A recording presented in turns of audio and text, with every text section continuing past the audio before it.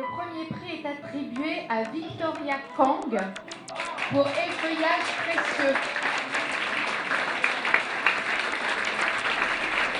C'était un projet vraiment très personnel et là, être récompensée pour ce que je fais, ce que j'aime, vraiment c'est la meilleure récompense que j'aurais pu avoir et je suis vraiment ravie. La céramique, je connaissais pas vraiment avant et donc j'ai été dans un atelier, j'ai travaillé chaque semaine, toutes les semaines, j'étais dessus, je prenais soin des pièces.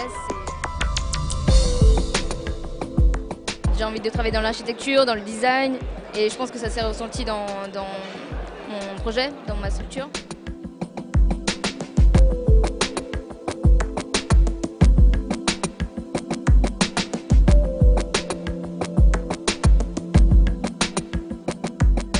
Je fais partie du comité très régulièrement et chaque année je suis de plus en plus émerveillé par la création des jeunes créateurs de demain.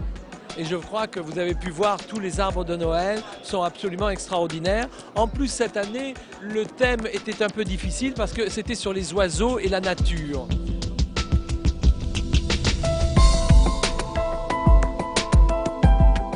Alors j'avais deux coups de cœur. Un coup de cœur, j'ai de la chance cette année, c'est celui qui a gagné, celui en céramique avec cette étudiante qui a vraiment interprété la céramique et qui a appris une nouvelle méthode de travail. C'est incroyable de travailler autant la céramique que l'émail, parce que je vous avais remarqué. Et mon deuxième coup de cœur est plus conceptuel, c'est Il Rinascimento, donc la Renaissance, le sapin renaissant. Et là où je trouve que l'étudiante a été vraiment très loin dans le concept en désirant donner l'impression d'un sapin brûlé. Et tout ça, c'est un peu ce qui manquait aux autres sapins, c'était ce côté, aller au-delà du côté sauvage et aller dans un concept qui était propre à l'étudiante. Le deuxième prix est attribué à Sybille Cario pour Portrait d'oiseau.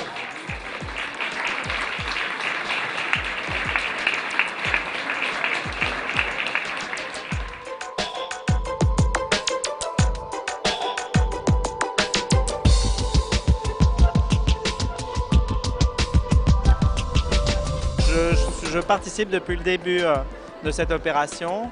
Voilà, je soutiens le Grand Hôtel. J'ai fait un dessert avec le Café de la Paix. Et après, peu de temps après, ils ont lancé cette opération de sapin de Noël et fait par des étudiants. Et je trouve ça sympa d'être là. C'est un rendez-vous annuel.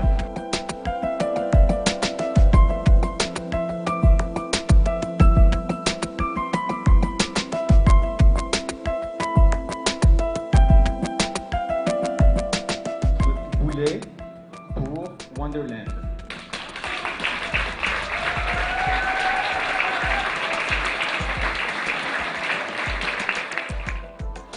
Bien, l'univers déjà de tous les sapins, c'était Wild Christmas.